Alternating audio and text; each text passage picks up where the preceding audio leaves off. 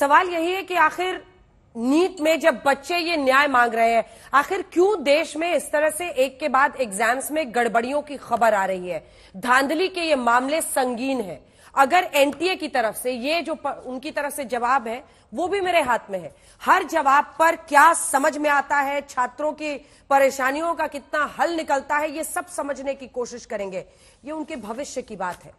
वो सड़कों पर उतरने को मजबूर है। आप उनसे नजरें नहीं मिला पाएंगे। जब उन बच्चों से बात कीजिए तो उनके अंदर एक अजीब सा भय और डर दिखाई देता है अपने भविष्य को लेकर, परिस्थितियों को लेकर। कौन इसके लिए जिम्मेदार है? और इसीलिए आज हमने हल्ला बोल में खास ये शो किया है। देश भर से हमारे साथ कई बच्चे जुड़ रहे हैं। एक के बाद एक स्क्रीन पर ये जो आप देख रहे हैं बच्चों को, लगभग एक साथ आपको 25 बच्चे दिखाई दे रहे हैं एक स्क्रीन पर। और ये सभी बच्चे आज इसलिए शामिल हुए हैं क्योंकि वो नीट की तैयारी कर रहे हैं। मेहनत, आप सोचिए कितनी मेहनत। आपके घर में भी बच्चे हैं, पढ़ाई कर रहे होंगे। जब एंट्रेंस एग्जाम के लिए बच्चे मेहनत करते हैं तो पूरी ताकत झोंकते हैं। कई बच्चे इनमें से घर से दूर रहते हैं, हॉस्टल का खाना खाकर, किसी तरह से मजबूरियों में रहकर, घर में खर्च का पैसा इनके लिए निकालकर माता पिता संजो कर देते हैं कि बेटा पढ़ेगा, एक दिन डॉक्टर बनेगा। और वो जो स्टेथोस्कोप लटकता है ना कंधे पर, गले के दोनों तरफ, उसका एक अलग रुतबा होता है।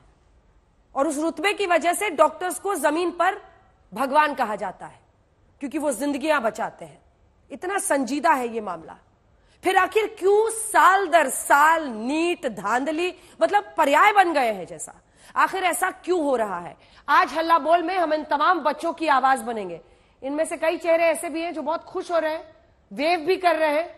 बहुत अच्छा है। हम लोग कोशिश ये कर रहे हैं कि आपकी आवाज सामने आए, क्योंकि जितने बच्चे इस एग्जाम को देते हैं उनका भविष्य इससे जुड़ा होता है। कुछ लोगों के माता पिता भी हमारे साथ लाइव जुड़ गए हैं। इन सब से बातचीत करेंगे। और कुछ बच्चे ऐसे भी हैं जो अपनी आप बीती आपको सुनाएंगे।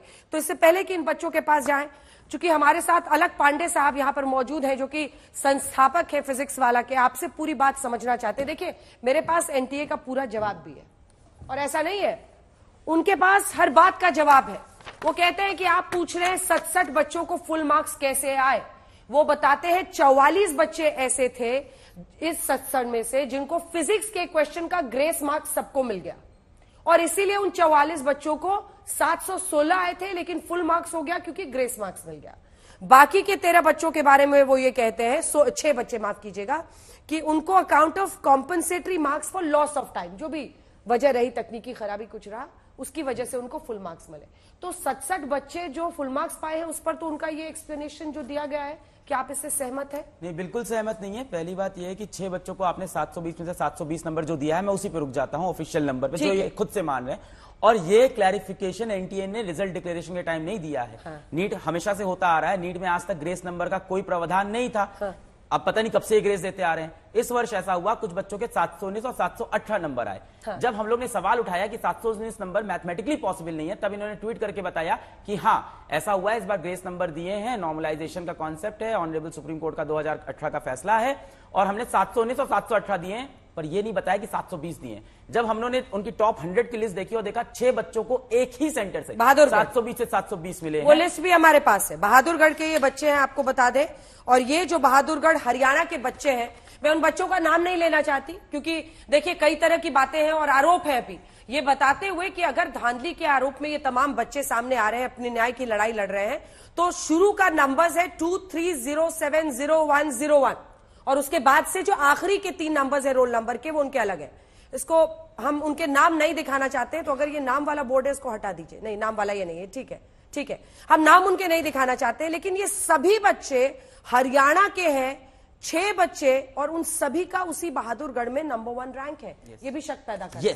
अब सवाल ये उठता है, आपने टोटल कितने बच्चों को ग्रेस नंबर दिया? ऑफिशियल नंबर वो कह रहे हैं 1563, तो 720 नंबर पे भी ग्रेस है, 715 पे भी तो ग्रेस नंबर दिए होंगे, 710 पे भी दिए होंगे। और दूसरी बात, ये प्रावधान था कहां ग्रेस नंबर देने का? कभी नीट में प्रावधान नहीं था। आप कह रहे हैं हमने यूज कर लिया ऑनरेबल सुप्रीम कोर्ट के 2018 के फैसले को। वो फैसला क्लैट के एग्जाम का है, जो ऑनलाइन होता है। ऑनलाइन के अंदर आप पता लगा सकते हो बच्चे का समय का नुकसान कब हुआ, कब सर्वर गया, कब नहीं था। ये एग्जाम ऑफलाइन है नीट का, आप कैसे पता लगाओगे कि समय का नुकसान हुआ है कि नहीं हुआ है? ये इस पर भी उनका जवाब है, वो जवाब भी पढ़ के सुना देते हैं। वैसे हम एक बार वो ग्राफिक्स दिखा दीजिए जिसमें हमने सवाल और जो जवाब दिया गया है वो दोनों ही दिखाया है। एनटीए की तरफ से जो जवाब इसमें दिया गया है उसमें उन्होंने कहा है कि हमने CCTV footage, the committee considered the grievances representation on the basis of factual reports of functionaries and CCTV footages from concerned exam center।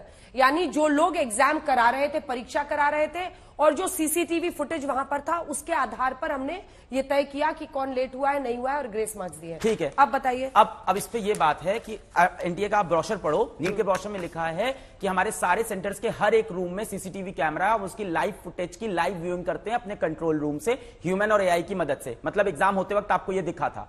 5 मई को आपने शाम को एक प्रेस रिलीज किया जिसमें लिखा कि सवाई माधोपुर के सेंटर को छोड़ के किसी भी और सेंटर पे ना समय का नुकसान हुआ है और शांतिपूर्वक तरह से एग्जाम हुआ है। जब 5 मई को आप ये बात कह रहे थे लाइव सीसीटीवी फुटेज का देखने के बाद, किसने कहा है आपको? एनटीए ने। ये प्रेस रिलीज है, प्रेस रिलीज 5 मई का। आपको प्रेस रिलीज निकाल लीजिएगा। ठीक है, मैं भी अपनी रिसर्च टीम को कहती हूँ, क्योंकि देखिए ये मामला बहुत मोबाइल लेके नहीं बैठा हूं। ठीक है, मैं इंश्योर करती हूँ, मेरी रिसर्च टीम ये कह रहे हैं कि इसी एनटीए की तरफ से, जो कि नेशनल टेस्टिंग एजेंसी है, उसकी प्रेस रिलीज है कौन सी तारीख को? 5 मई की। 5 मई को, जिस दिन परीक्षा हुआ था। हम आपको एक बार फिर से ये भी बता दें कि लगभग 24 लाख बच्चे रजिस्टर हुए थे इस परीक्षा के लिए।